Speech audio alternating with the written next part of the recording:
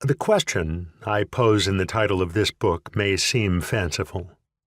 The problems confronting democracy are so profound, our disagreements so intense, that it might at first seem naive to think there is a talking cure.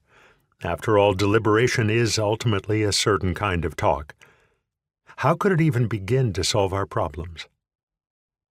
Nevertheless, my answer to the question will be a qualified yes.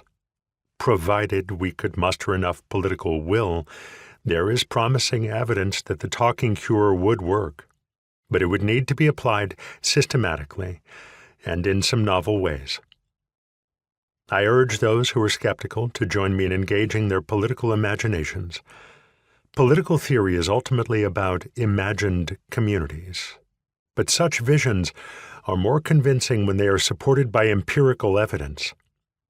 This book brings empirical findings to bear on how our modern democracy can be redesigned to seriously incorporate deliberations that represent people and ultimately create a more deliberative society.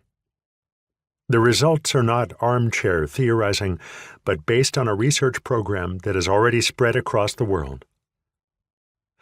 We begin by re-examining some central and recurring questions of democratic theory through the lens of deliberative democracy, in both theory and practice. In my view, deliberation provides a new angle on classic questions. What do we mean by the will of the people? How can we avoid tyranny of the majority or of the minority? What is the appropriate mix of direct democracy, elected representative institutions, and possible new institutions built around random sampling or sortition? How can our democratic practices best be organized to facilitate thoughtful popular control?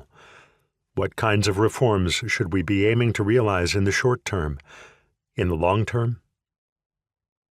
This book distills my reflections on some classic examples that have long preoccupied me: the Athenian case and the debate about it, Madison and the debate over the American founding, modern writings such as those by Joseph Schumpeter and Robert Dahl, and their different visions of what democracy is or could be.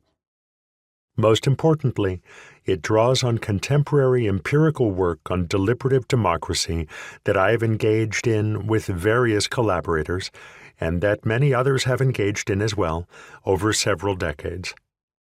It is not a history of political thought, nor is it a new empirical analysis. Rather, I draw on a range of work, much of it already published or publicly reported whenever it is appropriate for the argument. This book is my attempt at an analytical synthesis. Democracy is under siege, both in the great global conflict of ideas and in the lived experience of people around the world.